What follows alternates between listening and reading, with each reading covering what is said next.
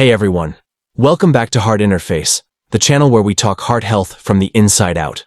Literally. I'm Rashid, a heart attack survivor with 3 stents keeping me going strong, and a pharma professional with over 20 years in medicine and healthcare. Today, we're diving deep into what I learned after living with 3 stents, my survivor journey, plus medical insights. If you've ever wondered how a seemingly healthy person ends up in the ER with a life-changing event, or how to bounce back stronger, this video is for you. Stick around because by the end, you'll have actionable tips, hope, and maybe even a nudge to check on your own heart. Are you next? Imagine this. You're in your 40s, climbing the career ladder, feeling invincible, until one day, a crushing pain in your chest stops you dead in your tracks. Did you know that heart attacks in people under 40 have skyrocketed by over 20% in the last decade globally, according to the American Heart Association's 2024 report? And in Pakistan, it's even worse. The Pakistan Cardiac Society estimates that cardiovascular diseases kill more people annually than all other causes combined, with young adults facing a 30% rise due to stress, smoking, and poor diets. Shocking, right? If you're sipping endless chai, chain smoking during traffic jams, or ignoring that nagging fatigue, this could be your wake-up call. But here's the good news. Survival isn't just possible. It's probable with the right knowledge. Let's unpack what I've learned the hard way. Before we get into the nitty-gritty, a quick intro to why you should listen to me. I'm not just reading from a textbook, I've lived this. More than 2 years ago, on March 16th, 2023, I had a massive heart attack at 45, out of nowhere, or so I thought. Doctors placed 3 stents in my arteries to restore blood flow. As a pharma guy with 2 decades under my belt, I've researched and studied heart meds, worked with cardiologists, and seen the science up close. But surviving my own crisis? That blended my professional knowledge with raw, personal healing. I've turned that into this channel to help folks like you avoid my mistakes or thrive post-event. If this resonates, hit subscribe for more survivor stories and expert insights. Let's build a community of heart warriors. Let me take you back to that fateful morning. I was in a high-stakes meeting in Lahore pitching a new cholesterol drug, ironically. Suddenly, it felt like an elephant was sitting on my chest. Sweating, nausea, arm pain. I brushed it off as indigestion from last night's meal, but my colleague rushed me to the hospital.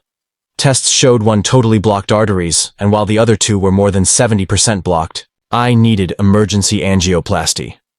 Waking up with those stents felt surreal, like tiny metal scaffolds holding my heart together. Emotionally, it was terrifying. Am I going to see my kids grow up? But that vulnerability taught me empathy. If you're watching because you've been there or fear it, know this: you're not alone. Sharing stories like mine is why I started Heart Interface. Comment below if you've got your own to share. Transitioning from shock to recovery, I realized my lifestyle was the culprit. Let's talk about the mistakes I made and the lessons that saved me. Looking back, my heart attack wasn't random. It was a buildup of bad habits. Stress was my biggest enemy. As a perfectionist in pharma industry, I worked 12-hour days, chasing targets, ignoring burnout. Science backs this. Chronic stress raises cortisol, which inflames arteries per the European Society of Cardiology, ESC, guidelines. I also smoked occasionally, thinking just socially was fine. But even 1 cigarette a day increases heart risk by 50%. Says the AHA, dehydration? Guilty. In Pakistan's heat, I'd skip water for energy drinks, which spike blood pressure with caffeine and sugar, and heavy exercise without balance. I'd hit the gym hard after weeks of inactivity, shocking my system. Perfectionism fueled it all. I'd push through fatigue thinking rest was weakness. Lessons learned: start small, swap smoking for deep breathing breaks, hydrate with 3 to 4 liters daily, add lemon for flavor, manage stress with walks, not weights. First, these changes added years to my life. Post-attack, meds became my lifeline. As a medical insider, I'll break it down simply. No jargon. Think of your heart as a busy highway. A blockage causes a jam. Meds keep traffic flowing. First, antiplatelets like aspirin and clopidogrel. These prevent blood clots from forming on stents, like oiling a rusty hinge. I take them daily. ESC recommends dual therapy for at least a year. Statins, atorvastatin for me. They lower bad cholesterol, LDL, shrinking plaque. Analogy, like a vacuum cleaner sucking up artery gunk. AHA says they cut second attack risk by 30%. Beta blockers, metoprolol. Slow your heart rate, reducing workload, like downshifting a car on a hill. Great for anxiety too. Others, ACE inhibitors for blood pressure, maybe anticoagulants if needed. Always under doctor supervision. Don't self-medicate. In Pakistan, generics are affordable, but check quality. This regimen, plus my stents, keeps me active. If meds confuse you, drop a comment. I'll cover more in future videos. If this is helping, share with a friend ignoring their health. It could save a life. And subscribe for pill breakdowns. Rehab isn't optional, it's essential. My program at a local cardiac center in Lahore involved supervised walks, building to 30 minutes daily. AHA guidelines. Aim for 150 minutes moderate exercise weekly post-event. My routine? Morning yoga for flexibility, evening walks with family, turns exercise into bonding. Cut oily parathas and chai, South Asia's staples, laden with trans fats. Switch to green tea, grilled foods, oats, dehydration fix, water reminders on my phone. Practical tip. Track with apps like MyFitnessPal. In our culture, where family feasts mean ghee-loaded curries, portion control is key. I lost 15 kilo gradually. No crash diets. These mods rebuilt my stamina. I even ran a 5K last year. Knowledge is power. Regular labs save me from complications. Key ones. Lipid profile, checks cholesterol levels. Mine was normal pre-attack, but deeper tests mattered. HbA1c, for blood sugar. Diabetes risk soars post-heart event. Uric acid, high levels inflame joints and heart. Homocysteine, linked to clotting. B vitamins help. Lipoprotein A, genetic factor. Pakistan Cardiac Society notes it's high in South Asians. HSCRP, measures inflammation, like a fire alarm for arteries. ESC advises quarterly checks initially. My anecdote. High HSCRP flagged stress. I added meditation. Levels dropped. In Pakistan, labs are cheap. Use them. Stents aren't scary once you get it. Angioplasty. A balloon inflates to open blocked arteries, then a mesh tube, stent, props it open. Like unclogging a pipe with a spring. 3. One in the LAD artery, the Widowmaker.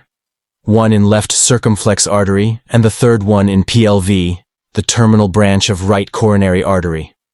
Drug-eluting stents release meds to prevent reblockage. Recovery. Sore for days, but back to work. In weeks. Here's some myths which need to be busted. Stents aren't a cure. They buy time for lifestyle changes. AHA. 90% success rate if you comply. In my case, it taught patience. Emotional as much as physical.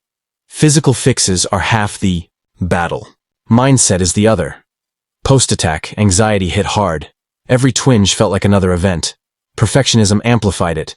I must be flawless now. Therapy, journaling, stress management, mindfulness apps. Sleep for 7-8 hours nightly. AHA links. Poor sleep to 45% higher recurrence risk. I feared travel, but a family trip to Murray post-recovery rebuilt confidence. Also, I flied to Dubai to visit my friends there to change my mind.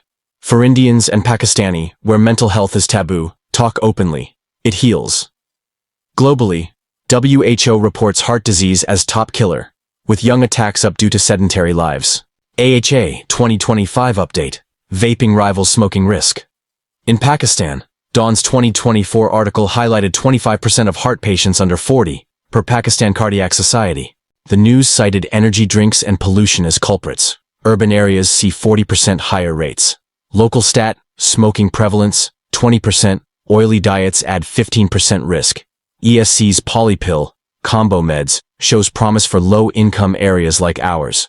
Our culture amplifies dangers. Endless chai, sugar bomb, smoking hookah at gatherings, oily nihari, dehydration in humid summers, stress from jobs, traffic.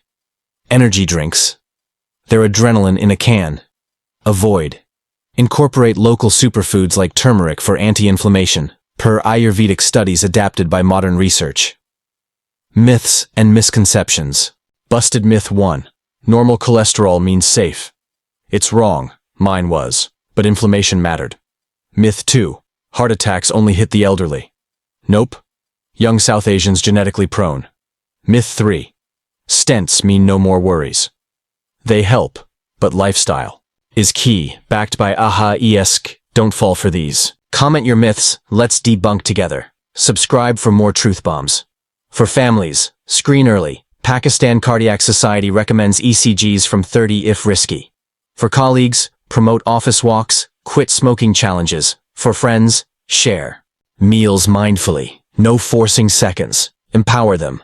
Knowledge prevents inheritance of bad habits. Stents aren't a sentence. They're a second chance. I've traveled, advanced my career, watched my kids thrive. 80% survivors live 10+ years with changes, per studies.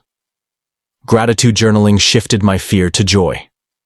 Healthy longevity. Balance work-life, cherish moments. Friends, healing is holistic. Body, mind, community. If I can thrive with 3 stents, so can you. Remember, listen to your heart, literally and figuratively.